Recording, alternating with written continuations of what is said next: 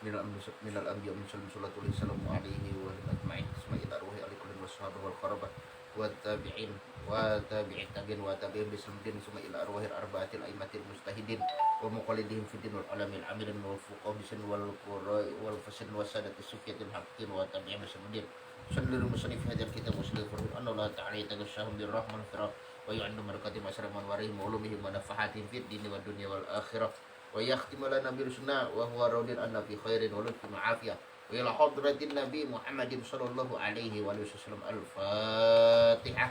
A'udzu billahi minasyaitonir rajim. Bismillahirrahmanirrahim. Alhamdulillahirabbil alamin arrahmanir rahim maliki yaumiddin. Iyyaka na'budu wa iyyaka nasta'in ihdinas siratal mustaqim siratal ladzina an'amta 'alaihim ghairil maghdubi 'alaihim waladdallin. Amin. Assalamualaikum warahmatullahi wabarakatuh. Waalaikumsalam warahmatullahi. Bismillahirrahmanirrahim. Alhamdulillahirabbil alamin.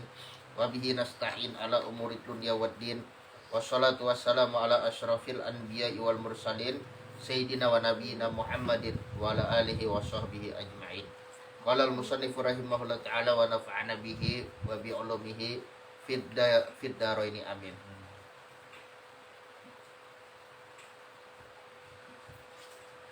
Dan tersebutkan dan jikalau Dan diketahui ini kadang adalah diketahuilah dan diketahui ya kalau jikalau nih kayak rasanya darah itu sudah ya diketahui juga Iya. dan diketahui daripada mentakdirkan bersalahan warna najis daripada warna tempat, bahwasanya darah yang sedikit atau barang yang sebagainya daripada najis yang tiada dimaafkan daripada yang sedikit daripadanya apabila jatuh ia atas kain yang merah, dan adalah darah itu jika ditakdirkan bahwa kain itu putih, niscaya kelihatanlah darah tiadalah dimaafkan daripada darah itu. Jika tiada kelihatan ia atas kain yang merah sekalipun, karena yang menegahkan daripada melihat dia bersuatu warna kepadanya. Demikianlah tersebut dalam nihayah bicarakanlah olehmu akan nakal ini.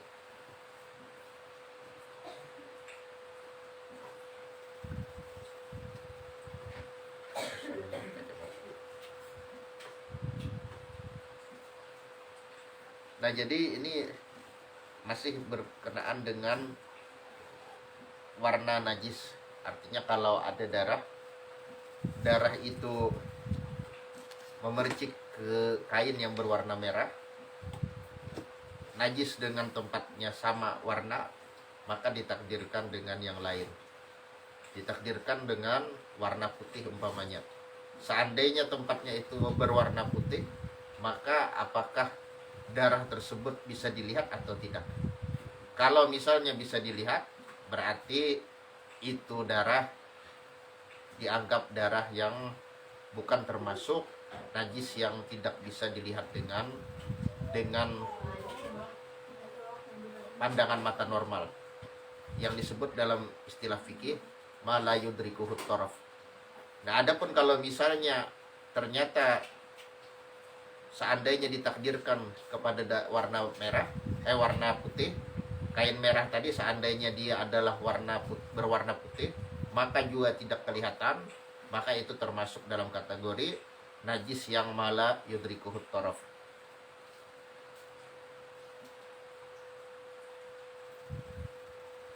Dan diketahui daripada mengkaitkan atau mensyaratkan najis dengan lain daripada najasah mughalladah, artinya najis yang dimaafkan daripada yang mala yudrikuhu taraf, daripada najis yang tidak kelihatan oleh mata normal. Sebagaimana yang dibahas pada pertemuan kemarin, bahwasanya setiap najis yang tidak bisa ditangkap oleh pandangan mata normal itu adalah najis yang ma'fu atau dimaafkan. Cuma sebagian fuqaha mengkaitkan atau mensyaratkannya dengan najis yang bukan mughalladah. Kalau dia adalah najis yang mughalladah, maka dia pun tidak bisa dimaafkan. Seperti kencing anjing atau kencing babi dan lain-lain.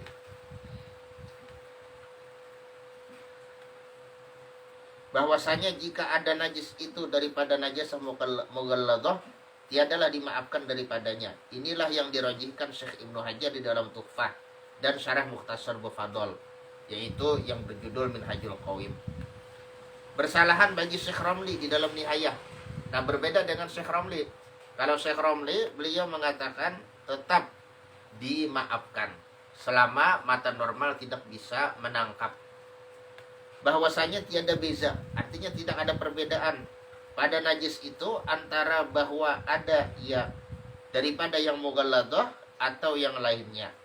Dan ketahui pula daripada mengkaitkan najis itu dengan keadaannya tiada hasil ia dengan fi'ilnya, bahwasanya bahwa ada najis itu hasil ia dengan fi'ilnya, tiadalah dimaafkan daripadanya.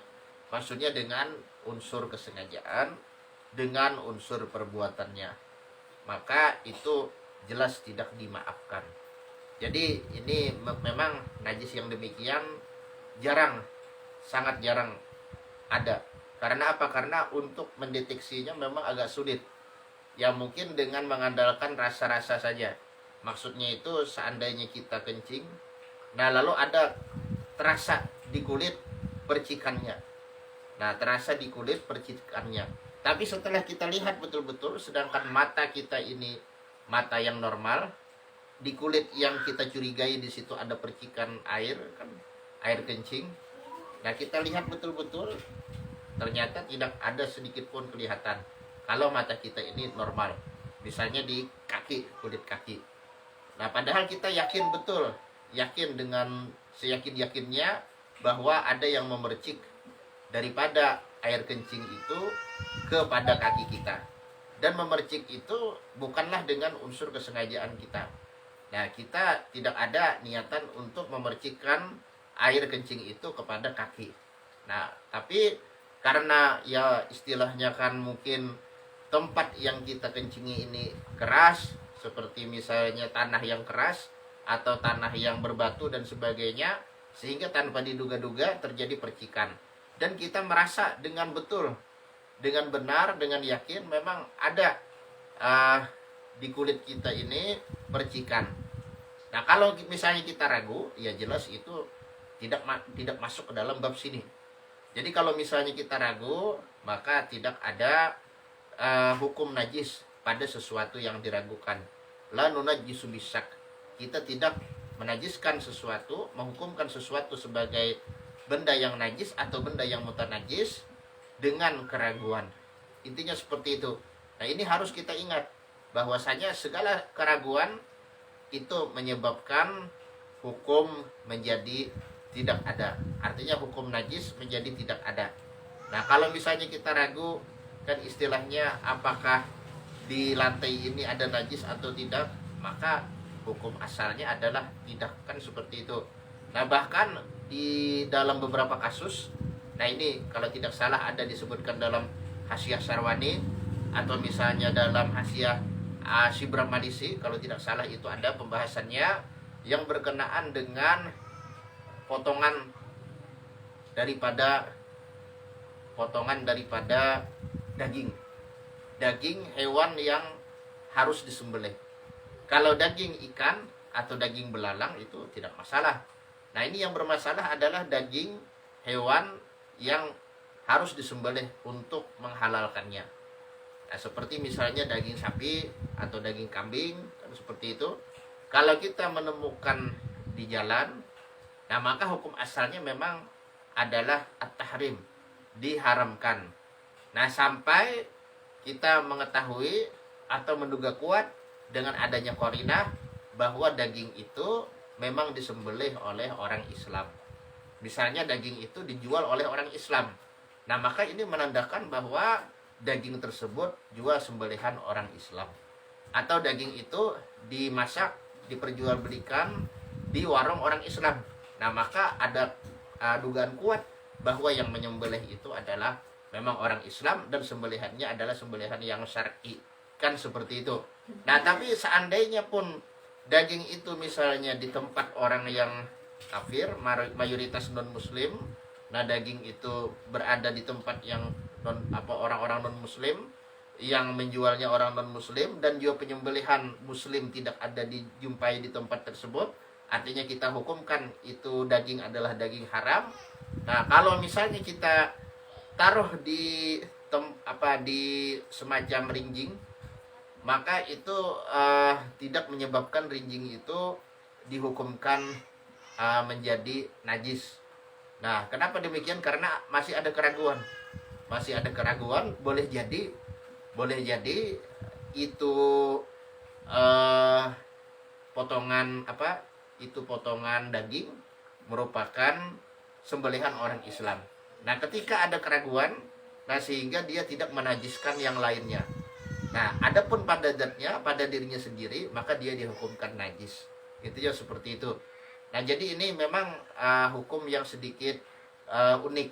Artinya di satu sisi dia dihukumkan sebagai najis, tapi di sisi lain dia tidak dihukumkan menajiskan yang lain, menajiskan benda yang lain. Nah ini karena apa? Karena masih ada keraguan. Untuk daging, maka hukum asalnya adalah haram, kan seperti itu. Selama kita tidak mengetahui atau tidak menduga kuat atau tidak ada indikasi bahwa yang menyembelihnya adalah orang Islam, maka untuk daging itu hukumnya adalah haram. Nah tapi sekali lagi, kalau daging itu ditaruh di suatu tempat, maka tempat itu tidak dianggap najis. Nah ini oleh sebagian fuqaha. Karena apa? Karena alasannya di sana masih ada syak, masih ada keraguan. Nah ini jadi diulang-ulang supaya bisa dipahami dengan betul bahwasanya kita tidak bisa menghukumi sesuatu terkena najis tanpa dengan pengetahuan bahwa itu memang terkena najis, atau dengan dugaan kuat lah paling tidak.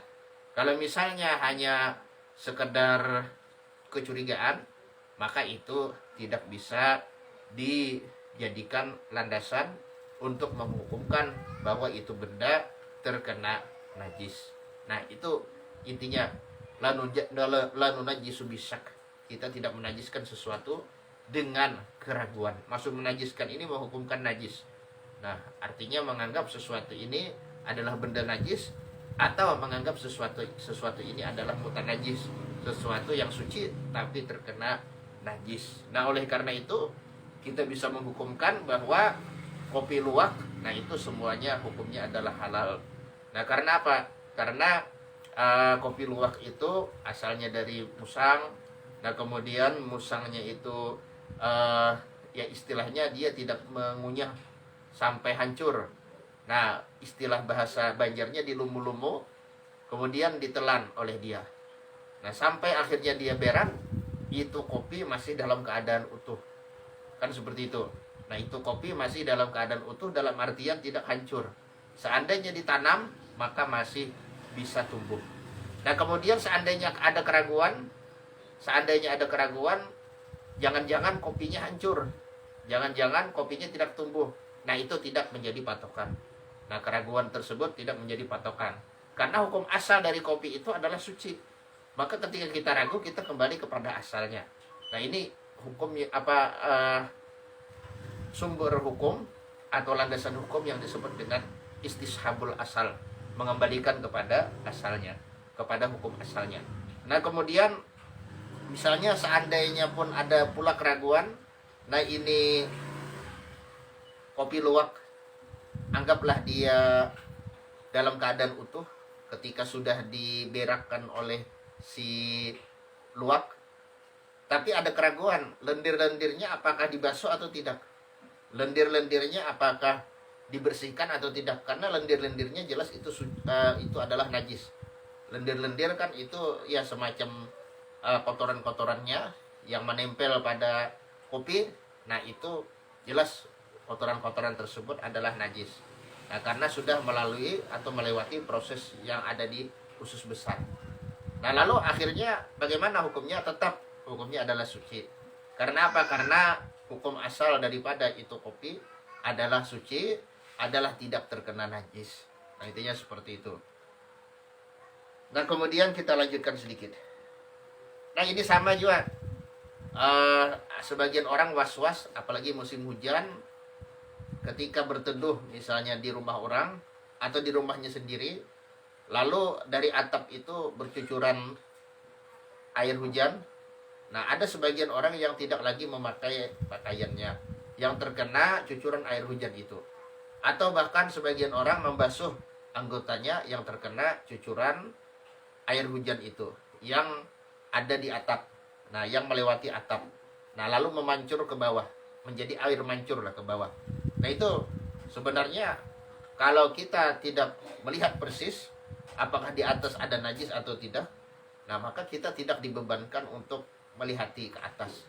Itu tidak dibebankan untuk meneliti ke atas apakah ada najis atau tidak. Dalam artian kita kembali kepada hukum asal, yaitu atapnya tidak bernajis.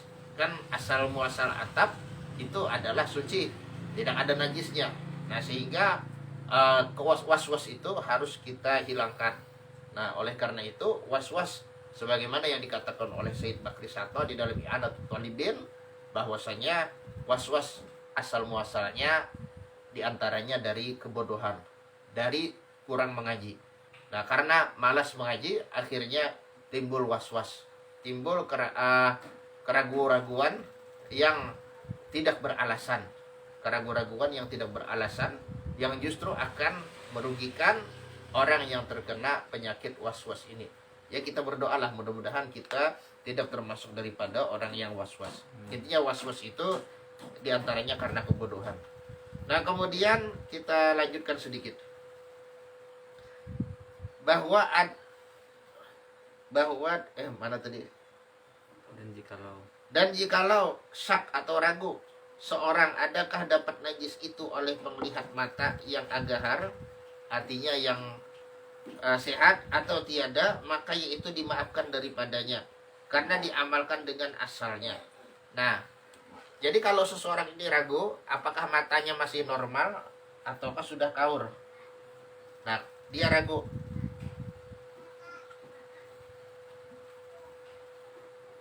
Apakah masih normal ataukah sudah kaur? Maksudnya rabun. Sudah min. Nah, dia ragu.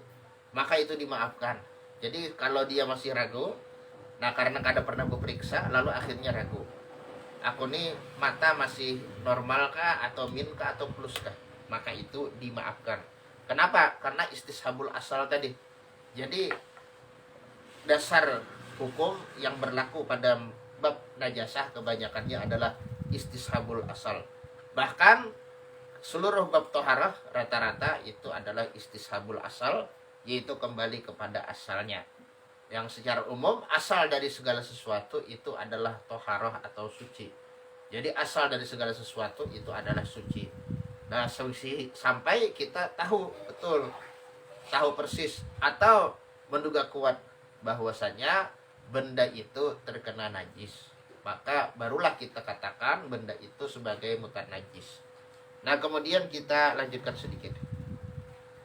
Dan setengah daripada yang dimaafkan daripadanya, yaitu bangkai yang tiada baginya darah mengalir, pada tatkala melukai suatu anggota daripadanya, maka ketika hidupnya, pada ketika hidupnya, seperti bahwa tiada baginya darah sekali-kali, atau ada baginya darah tetapi tiada mengalir, yaitu seperti lalat dan ulat dan nyamuk dan tumak dan kutu. Nah, ini semacam kutu-kutuan juga. Dan kutu anjing dan lipas. Nah, ini jenis-jenis kutuan, tumak, kutu anjing dan lipas dan kumbang dan kalak dan kapanding dan cacak dan semut dan indung madu. Indung madu ini lebah dan barang yang sebagainya. Nah, ini sebagian pakai bahasa bahari. Maka bangkai sekalian itu dimaafkan daripadanya. Maka tiada menajiskan ia akan air yang sedikit dan benda yang cair dan kain yang basah dan barang yang sebagainya, dengan syarat jika jatuh bangkai itu sendirinya atau dengan tiup angin, lalu tiada mengubahkan ia akan air atau benda yang cair. Sama ada kejadian bangkai itu daripada air atau benda yang cair atau tiada. Nah, jadi sama ada asal muasalnya itu dia terlahir dari air atau dari benda yang cair itu, ataupun bukan. Sama. Artinya kalau bangkai itu adalah bangkai binatang yang darahnya tidak mengalir, maka dia dimaafkan. Maksud darah tidak mengalir ini cirinya ketika anggota tubuhnya ada yang pegal atau putus seperti cicak, itu nyata tidak mengalir darahnya. Tidak ada sedikit pun darah di lantai. Jadi kalau kita potong ekor cicak, nah maka tidak ada darahnya di lantai. Darahnya hanya di tubuhnya saja. Nah bahkan ekornya itu pun terkadang masih hidup. Istilahnya kayak ada nyawanya. Nah tapi yang jelas apapun, sama ada cicak atau yang lainnya, kalau darahnya tidak mengalir maka dimaafkan bangkainya itu. Kalau jatuh ke air, jadi kalau jatuh ke air dimaafkan dengan syarat dia jatuhnya dengan sendirian atau jatuhnya dengan angin. Nah adapun kalau dijatuhkan sama ada oleh manusia atau binatang, menurut kaul yang mu'tamad, atau sama ada dia orang dewasa atau anak-anak yang belum balik, menurut kaul mu'tamad, maka itu tidak dimaafkan. Itu yang pertama, dia jatuhnya jatuh sendiri atau ditiup angin. Dan yang kedua, dia tidak membawa perubahan pada air. Kalau jatuh sendiri atau ditiup angin, ternyata karena kelamaan di air akhirnya membawa perubahan, maka itu pun juga tidak dimaafkan. Nah, kecuali mengikut kepada kaulnya Imam Qafal yang menyatakan bahwa bangkai binatang-binatang yang darahnya tidak mengalir itu hukumnya suci. Nah, ini adalah pendapat Imam Abu Hanifah dan Imam Malik. Adapun jika ada bangkai itu mengubahkan ia akan dia, dan jika sedikit ubahnya sekalipun, nah ini sudah jelas. Artinya perubahan karena najis itu sekalipun sedikit tetap merusak. Nah, baik dari segi warna atau rasa ataupun bau, sekalipun sedikit tetap merusak. Nah, berbeda dengan perubahan karena benda suci. Kalau sedikit itu tidak mengapa, yang sekira-kira tidak berubah nisbah airnya. Nah, kalau banyak, nah itu yang menyebabkan rusak kemutlakannya. Nah, adapun najis sedikit pun berubah itu jelas sudah menyebabkan dia mutanajis, maka yaitu tiada dimaafkan daripadanya. Dan demikian lagi jika dijatuhkan itu ke dalamnya, maka yaitu dimaafkan daripadanya jika tiada kejadian bangkai itu daripadanya.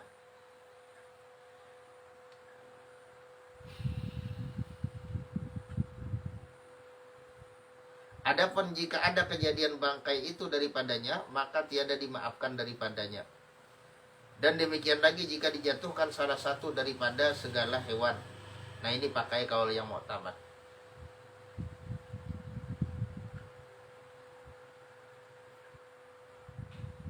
Artinya kalau bangkai itu bukan berasal darinya, kan begitu nah.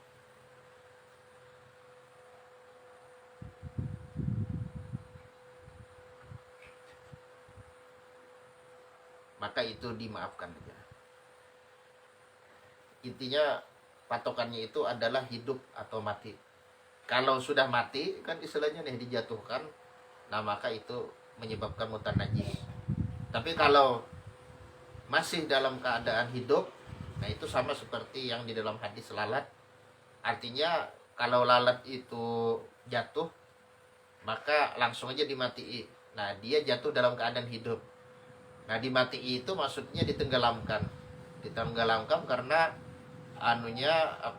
sayapnya itu yang satunya racun, yang satunya obat. Nah, ini hadis menunjukkan bahwa kalau dalam keadaan hidup lalu mati di dalam, itu pun gak ada masalah. Nah, ini yang jadi patokan adalah dalam keadaan mati. Jadi jatuh ke air dalam keadaan mati. Itu. Jatuh ke air dalam keadaan sudah mati. Kalau dia dijatuhkan dalam keadaan masih hidup, nah itu pun kada masalah, asalkan tidak membawa kepada perubahan. Nah, adapun jika ada kejadian bangkai itu daripadanya, maka yaitu dimaafkan daripadanya.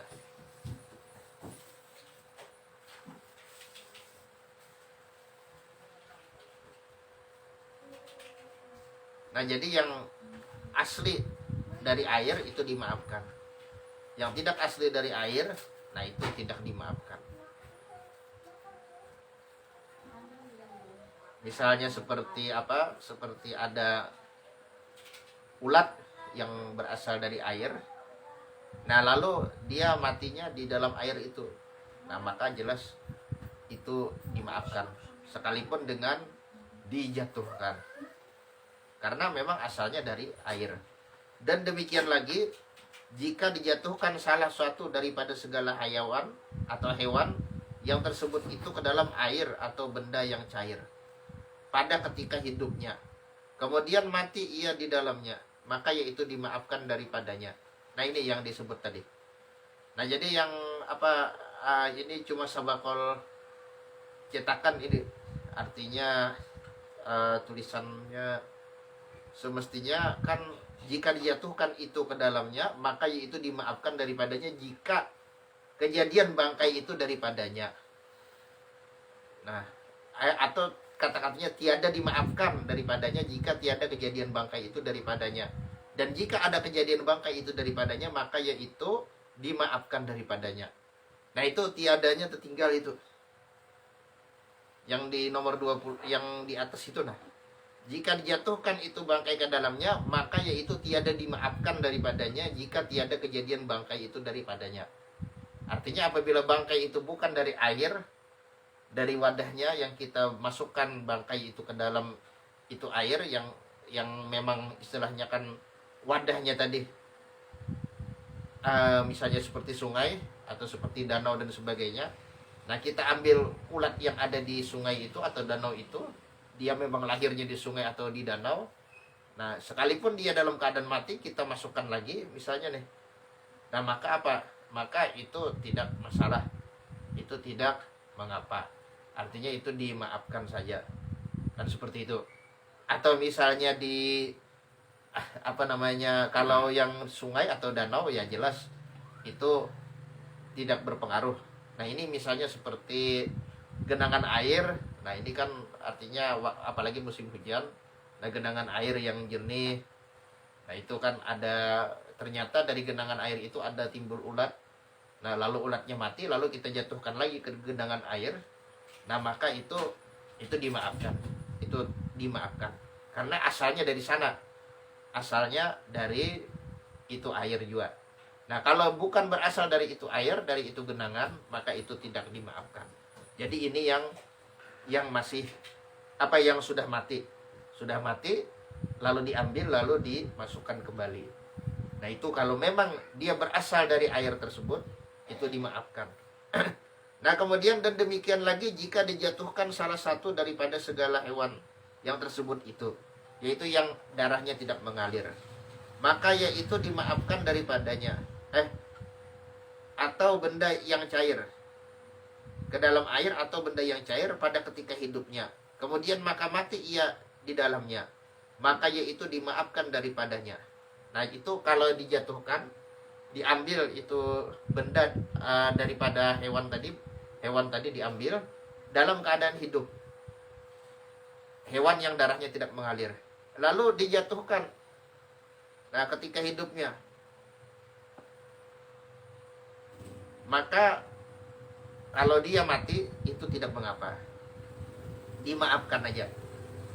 Nah, sama ada kejadiannya atau asal usulnya daripadanya atau tiada. Nah, intinya ini perlu dirincikan. Kalau dalam keadaan hidup lalu dibuang lalu mati di dalam, maka sama ada dari itu air atau dari tempat lain, itu dimaafkan. Tapi dalam keadaan mati, nah dibuang, itu dilihat apakah itu binatang berasal dari itu air atau bukan berasal dari itu air.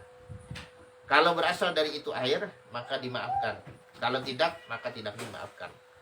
Adapun yang diiktimatkan Syekh Romli di dalam Nihayah, maka bahwasanya apabila dijatuhkan bangkai itu ke dalamnya, maka tiada dimaafkan daripadanya atas itlak.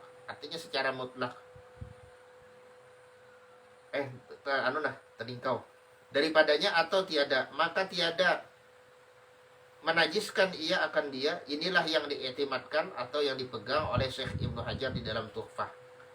Nah, adapun yang diiktimatkan Syekh Romli di dalam Nihayah, maka bahwasanya apabila dijatuhkan bangkai itu ke dalamnya, maka tiada dimaafkan daripadanya atas itlak. Yakni sama ada kejadian bangkai itu daripadanya atau tiada. Nah, ini bersalahan atau berbeda dengan pendapat Syekh Romli. Dan jikalau ada yang menjatuhkan itu kanak-kanak, lagi tiada ia mumayyiz, atau ada yang menjatuhkan itu binatang sekalipun, karena ada bagi keduanya itu ikhtiarnya pada jumlah, maksudnya secara global mereka ada punya ikhtiar, punya pilihan. Nah, jadi kekanakan sekalipun yang belum mumayyiz ada ikhtiar, ada pilihan untuk dia menjatuhkan atau tidak. Ternyata dia jatuhkan. Nah, termasuk juga binatang, sekalipun dia tidak punya akal, tapi dia punya ikhtiar. Jadi ikhtiar itu lebih umum.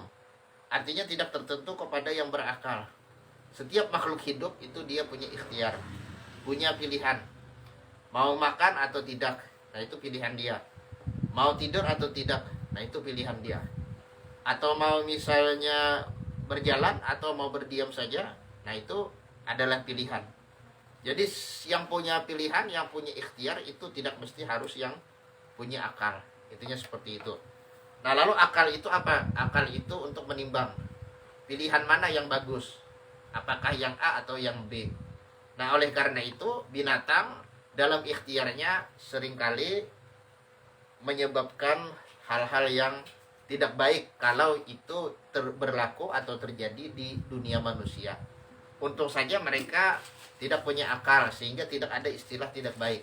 Semua baik, kan mereka tidak mukallaf, tidak diberi akal. Nah, berbeda dengan manusia. Manusia apabila dia sudah balik, maka dia dibebankan untuk menggunakan akal. Dan ikhtiarnya harus dengan pertimbangan akal. Mana yang baik, mana yang buruk, nah itu akal yang berperan. Nah, akal itu harus dibantu oleh agama. Nah, sehingga ketika dia melakukan ikhtiar atau mengambil suatu pilihan, nah maka pilihannya itu dipikir-pikir dengan dia menggunakan akalnya yang mana rujukannya adalah agama. Nah, ini untuk kebaikan dirinya dan kebaikan seluruh manusia.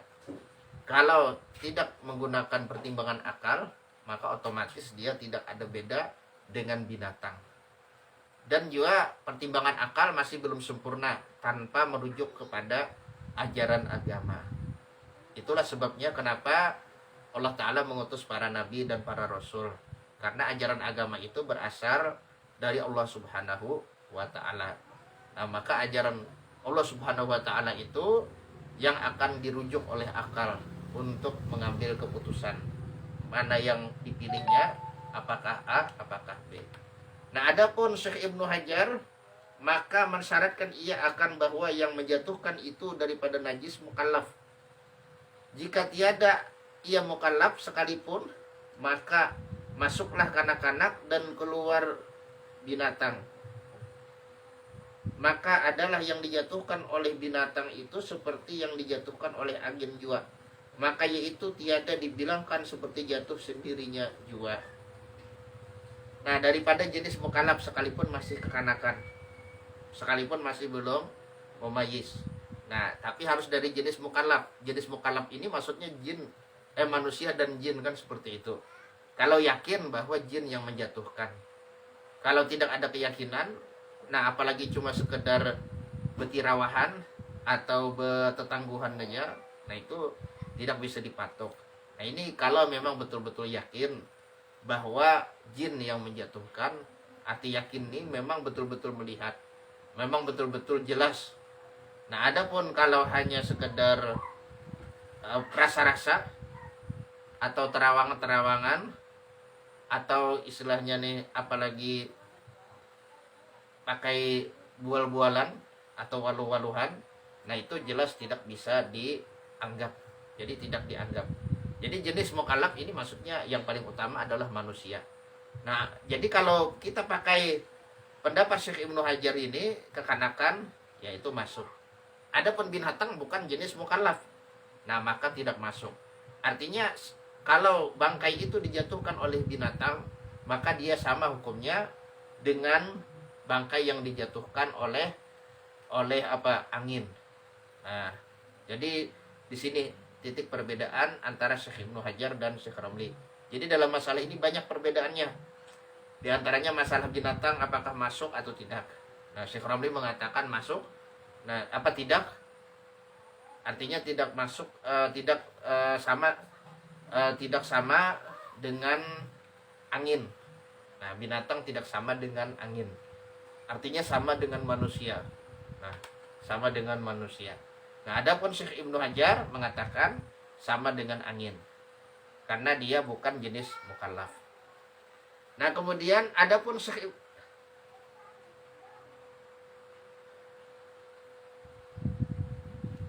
dalil yang menunjukkan atas keadaan bangkai yang tersebut itu dimaafkan daripadanya, maka yaitu sabda Nabi sallallahu alaihi wasallam, "Idza waqa'al dubabu fi syarabi ahadikum falyaghmishu." Nah, kullahu. Ini artinya ada tuh. Summal yanzi'ahu fa inna fi ahadi janahaihi da'an. Ya, kalau fa inna fi ahadi janahaihi da'an wa fil akhari shifaan wa annahu yattaqi bi janahihi alladhi fihi da'u wa innahu yuttaqo binajas bi janahihi alladhi fihi da'u. Rawahul Bukhari wa Abu Dawud. Artinya apabila jatuh lalat pada minuman seorang daripada kamu, maka hendaklah disalamkannya akan dia sekaliannya. Kemudian maka dikeluarkannya akan dia, karena bahwasanya pada sebelah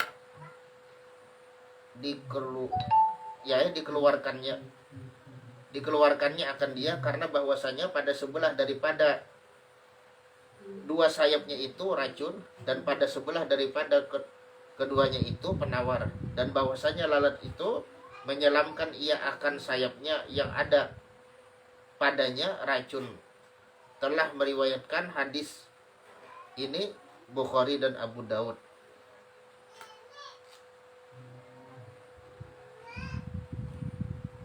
Wa innahu berarti yattaqi bi janahihi alladhi fihi da'u, bukan yuttaqo, yattaqi.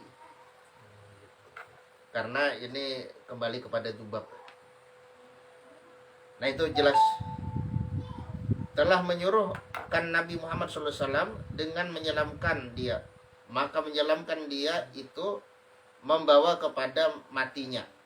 Maka jika menajiskan bangkai itu akan minuman itu, niscaya tiadalah disuruhkan oleh Nabi SAW dengan menyelamkan dia. Dan dikiaskan dengan lalat barang yang seumpamanya daripada tiap-tiap bangkai hayawan yang tiada baginya darah mengalir. Nah, ini sudah jelas. Jadi intinya tergantung dari yang pertama, kalau dia mati, nah maka matinya itu berbahaya. Artinya dilihat kalau jatuhnya dengan sendirinya, atau jatuhnya dengan ditiup angin, atau dengan binatang. Nah, dengan dijatuhkan binatang menurut versi Syekh Ibnu Hajar.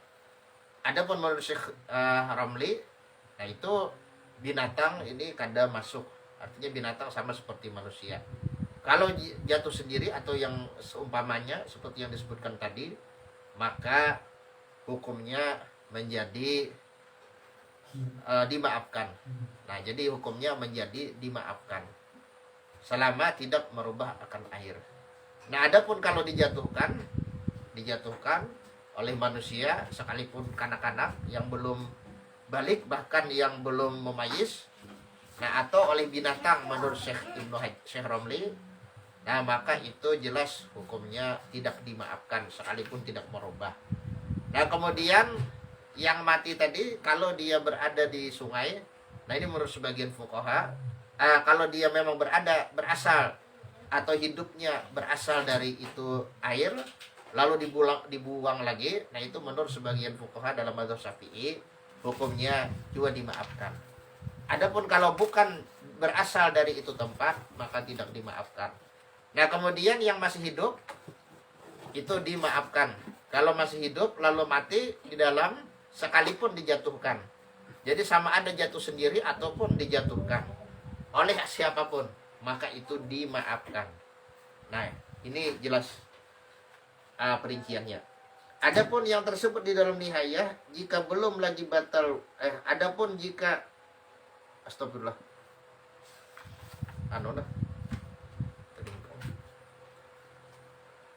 Adapun barang yang ada baginya darah mengalir seperti ular dan katak dan tikus, maka yaitu tiada dimaafkan daripadanya. Bermula barang yang disakkan padanya adakah baginya darah mengalir atau tiada, maka yaitu seperti hukum yang diyakinkan baginya tiada darah mengalir. Maka janganlah dilukai suatu suku daripada anggotanya. Inilah kalam Syekh Ibnu Hajar di dalam Tuhfah dan Syarah Mukhtasar Bufadol. Bermula yang disebutkan Syekh Romli di dalam Nihayah bahwasanya jikalau syak kita pada keadaannya daripada yang ada baginya darah mengalir atau tiada, hendaklah dicoba dengan melukai suatu daripada jasadnya karena hajat, seperti barang yang telah mengata akan dia Imam Ghazali di dalam fatwa-fatwanya. Nah, jadi ini perbedaan pendapat yang lainnya yang berkenaan dengan bangkai yang darahnya tidak mengalir. Kalau kita ragu, menurut Syekh Ibnu Hajar tidak perlu dilukai, artinya tetap itu hukumnya suci. Nah, jadi kalau misalnya kita menemukan suatu binatang yang misalnya dia sudah jadi bangkai, sudah mati, lalu dia jatuh ke air, nah kita tidak mengetahui binatang ini termasuk jenis yang mana, apakah yang darahnya mengalir atau darahnya tidak mengalir. Nah, maka bagaimana hukumnya? Nah, ini menurut Syekh Ibnu Hajar kembali kepada asalnya, artinya suci saja. Nah, jadi tidak perlu dilukai. Nah, adapun menurut Syekh Romli, nah ini mengutip daripada Imam Ghazali dan lain-lain, perlu dilukai, artinya perlu dipotong salah satu daripada bagian tubuhnya untuk mencoba apakah darahnya mengalir atau tidak. Kalau sudah dilukai ternyata darahnya mengalir, nah otomatis airnya menjadi tidak suci lagi. Nah, kalau misalnya dilukai ternyata tidak mengalir, maka suci. Kan istilahnya kan seperti itu.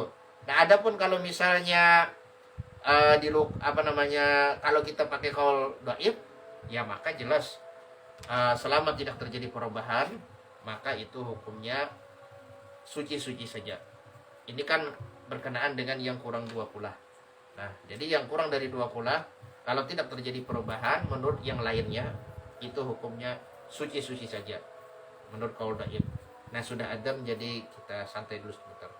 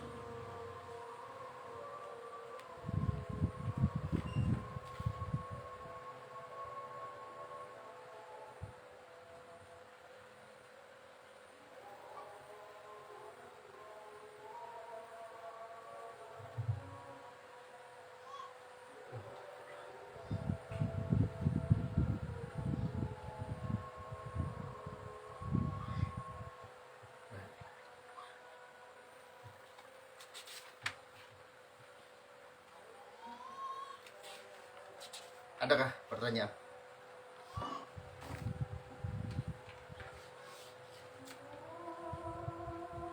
Nah, ada belum di sini.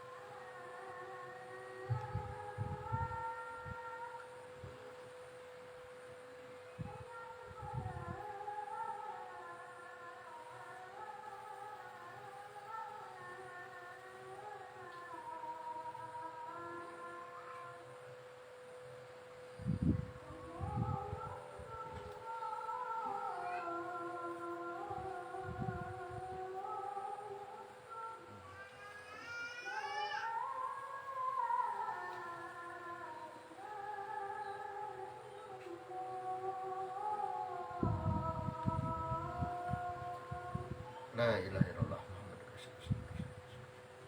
Allah Subhanahu. Ada kira-kira pertanyaan? Silakan. Karena Agahar, ada agahar tadi apa Ustaz? Maknanya Ustaz? yang normal, Yang normal lah. yang normal. Bahasa bahari itu. Gitu.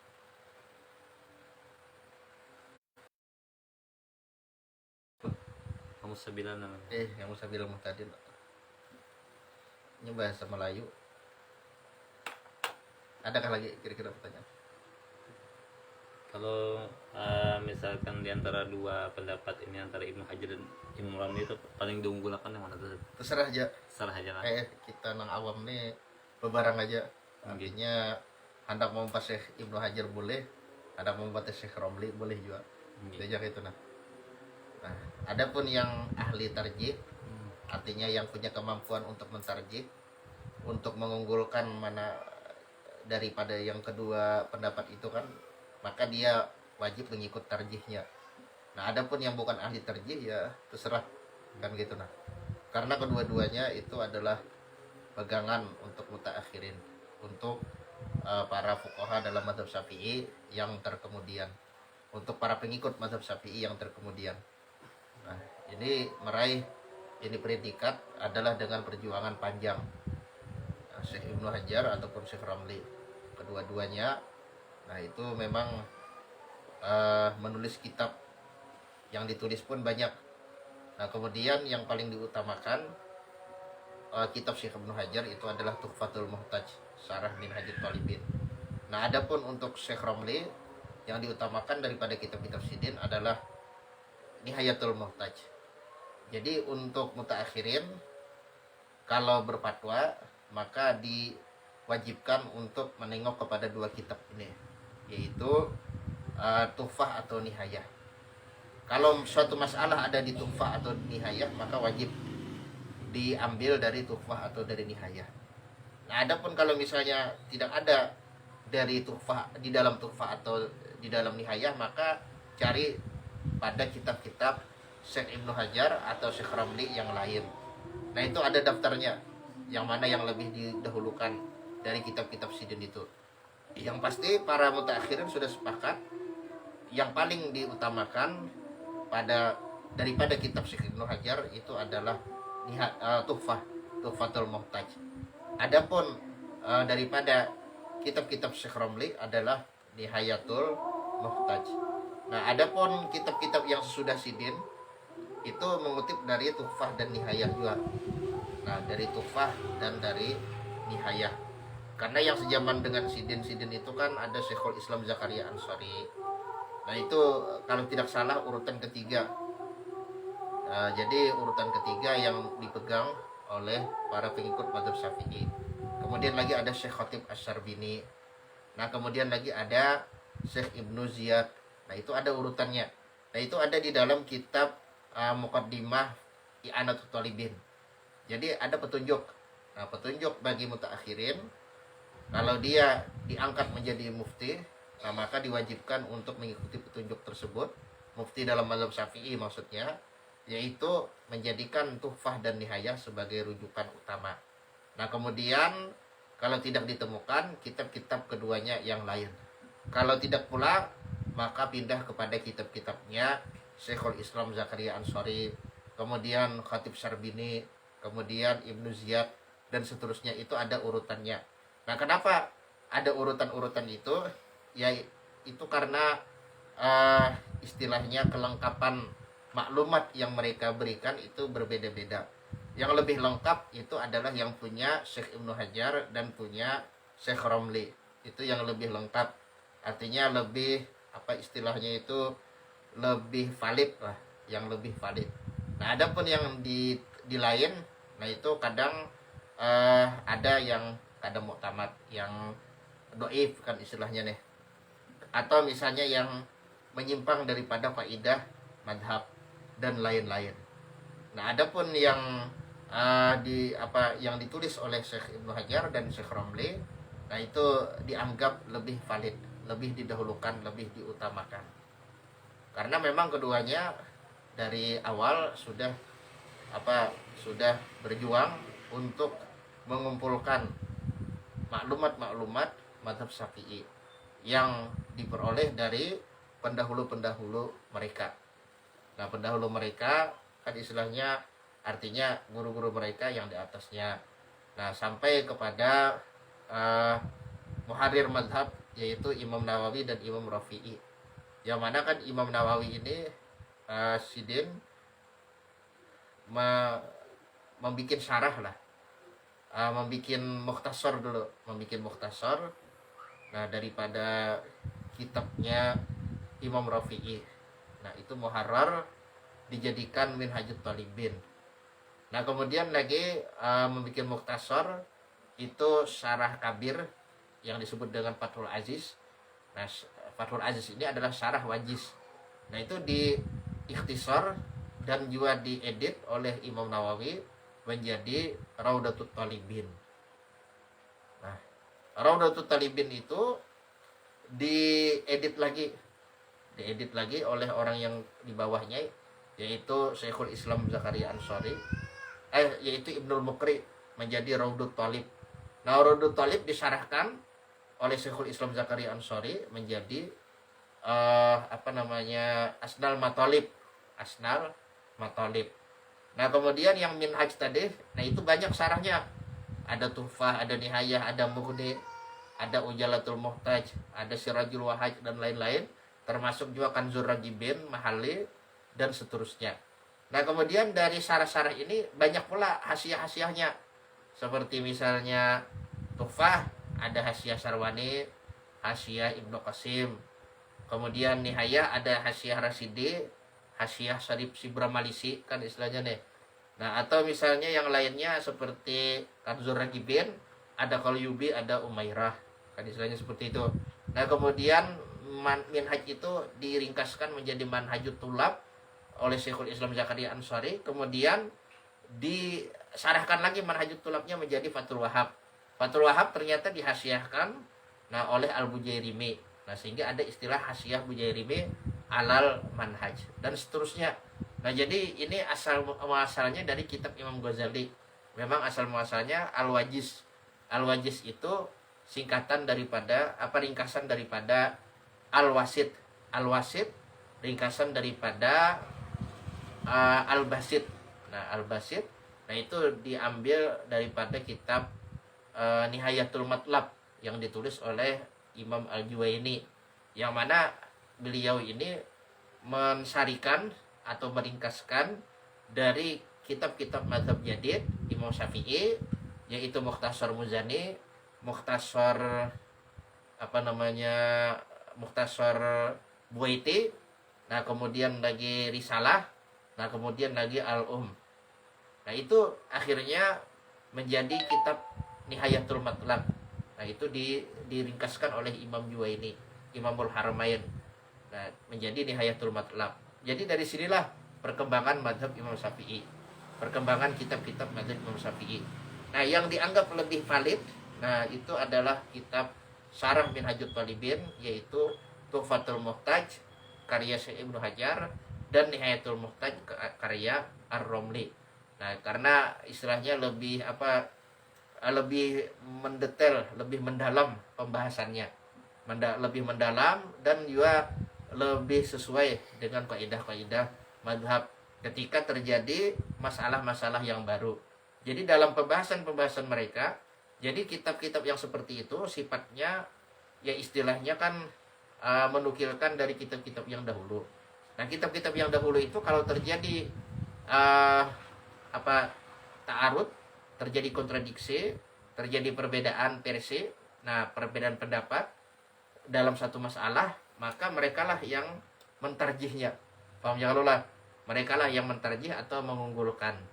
Nah, tarjihat mereka itu lebih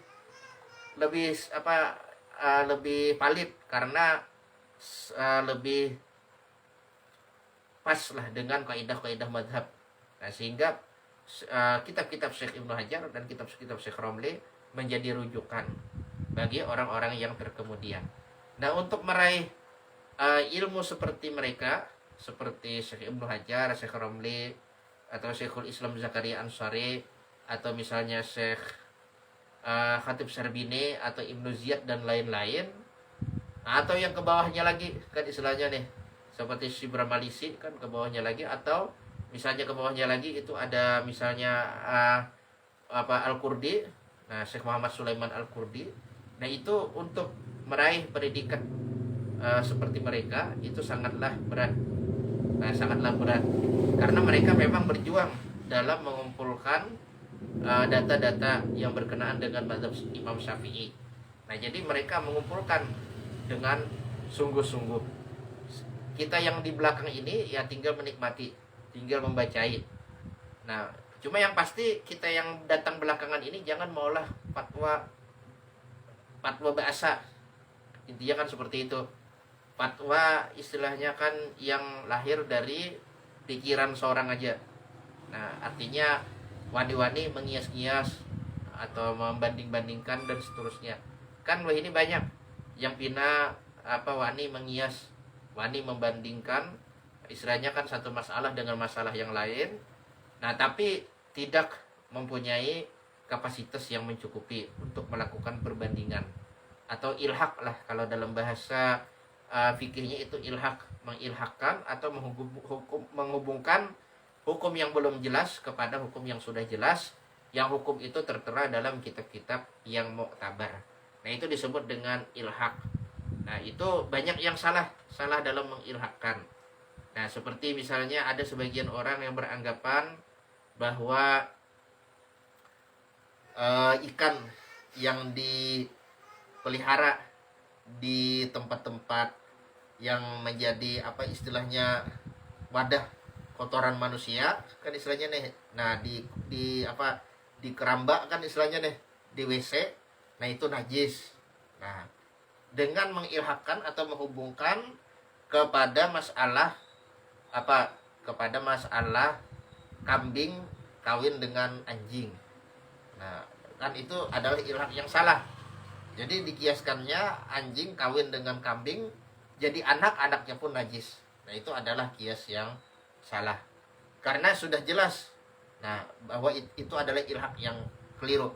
Karena sudah jelas di mana-mana kitab yang sudah disepakati oleh para mutaakhirin, setiap hewan yang halal dimakan, kalau dia mengkonsumsi najis, maka itu tidak merubah kepada kehalalannya. Itu sudah jelas. Dan tidak bisa dikiaskan kepada hal itu. Tidak bisa diilhakan kepada masalah yang tadi.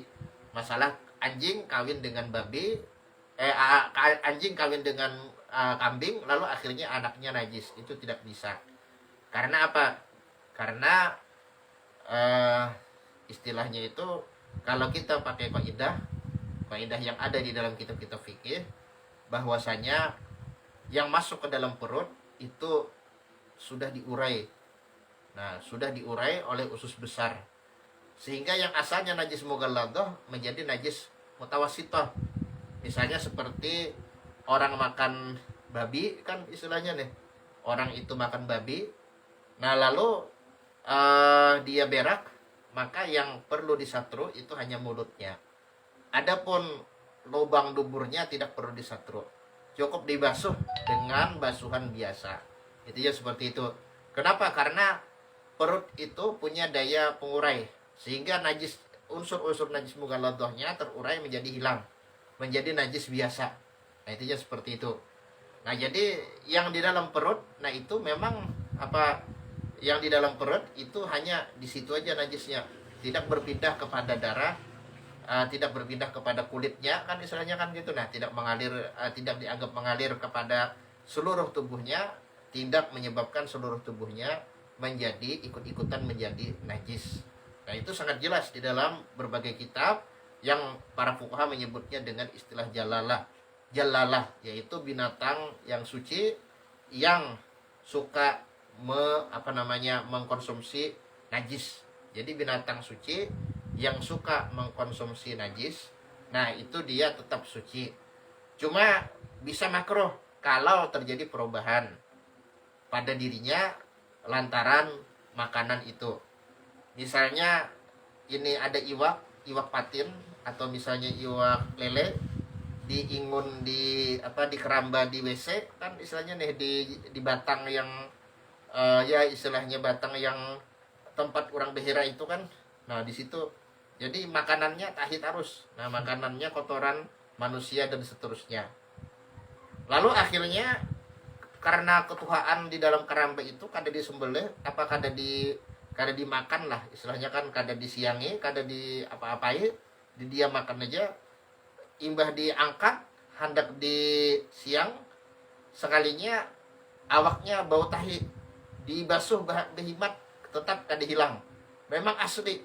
Misalnya awaknya bau tahi itu memang bukan karena tercampur lawan tahi, kulitnya kada, sisiknya kan bukan, karena pengaruh makanannya, karena saking banyaknya memakan tahi sampai akhirnya badannya berubah menjadi bau tahi. Nah, itu hanya makruh. Nah, itu hanya makruh, tidak sampai haram. Paham ya lah? Intinya seperti itu.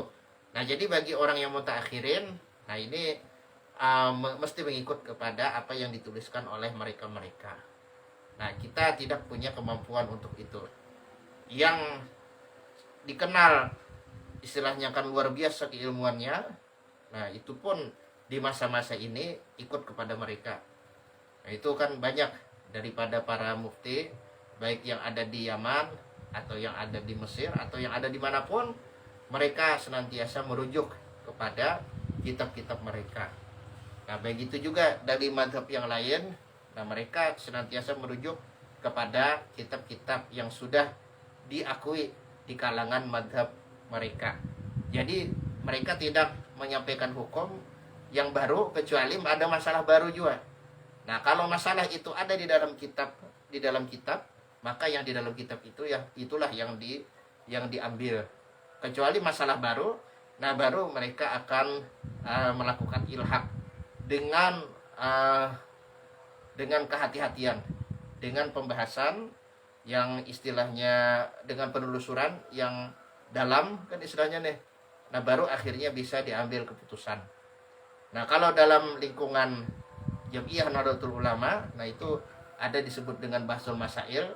Kalau masalah itu tidak ditemukan yang syarihnya di dalam kitab-kitab, nah maka itu ditempuhlah cara ilhaq, yaitu membandingkan dengan hukum yang sudah tertera dalam kitab, yang mana hukum itu punya kesesuaian dengan masalah yang sedang dibahas ini. Paham jangan lupa, punya kesesuaian, punya kesamaan ilah dengan masalah yang dibahas ini. Nah maka akhirnya diambil keputusan dengan bersama-sama yang melibatkan para kiai, para asatid daripada pesantren-pesantren. Nah jadi dalam lingkungan NU pun harus dengan bahsul masail. Nah untuk memutuskan sesuatu yang tidak ada di dalam kitab-kitab. Nah adapun yang masing-masing, nah ini berat. Paham ya lola? Yang masing-masing, apalagi misalnya langsung dari Al-Quran, dari hadis, kan ini banyak. Nah banyak orang yang mengaku sebagai Ahlussunnah wal Jamaah. Nah tapi apa? Banyak yang mengaku sebagai Ahlussunnah wal Jamaah, tapi ternyata dalam mengistinbat hukum tidak dengan manhaj Ahlussunnah wal Jamaah. Nah justru manhajnya seperti manhaj, misalnya manhaj orang-orang pengikut daripada Muhammad Abduh atau pengikut daripada Muhammad Rashid Ridho dan lain-lain, yang mereka langsung merujuk kepada Al-Quran dan hadis. Nah itu, jadi itu tidak benar. Merujuk kepada Al-Quran dan kepada hadis secara langsung tidak dibenarkan.